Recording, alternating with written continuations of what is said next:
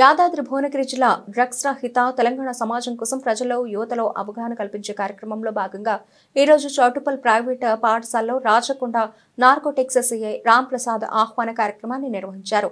హైస్కూల్లో గంజాయి మరియు మత్తు పదార్థాల నియంత్రణపై అవగాహన సదస్సు నిర్వహించిన పాఠశాల యాజమాన్యం చిన్నతనం నుండి మంచి అలవాట్లు నేర్చుకుని మంచి భవిష్యత్తును నిర్మించుకోవాలని, ఎలాంటి దుర్వ్యసనాలకు, చెడు అలవాట్లకు, మత్తు పదార్థాలకు బానిసలుగా మారకుండా జీవితాలను నిర్వీర్యం చేసుకోవద్దని విద్యార్థులకు సూచించారు. చెడుకు అలవాటు పడితే జీవితాలు ఎలా దుర్భరం అవుతాయో అనే వీడియోలను ఈ సందర్భంగా ప్రదర్శించారు.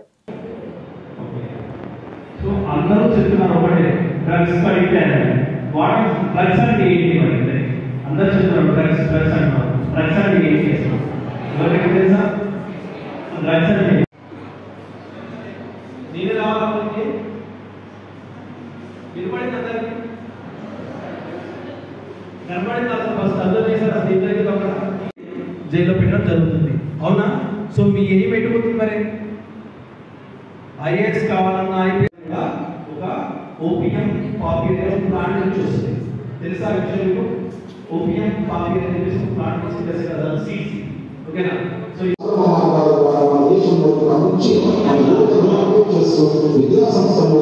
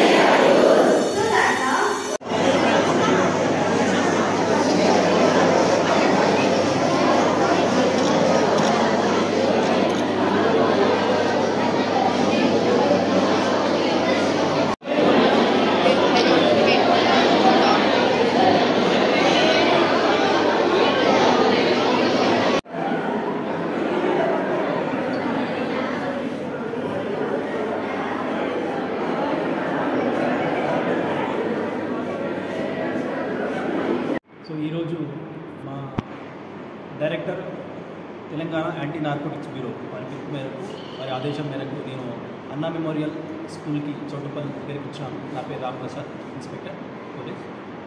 ఇక్కడ మేము ప్రతి స్కూల్ పిల్లలకు, ప్రతి అందరికీ, విద్యార్థులందరికీ కూడా డ్రగ్స్ పైన అవగాహన కలిగించడం జరుగుతుంది.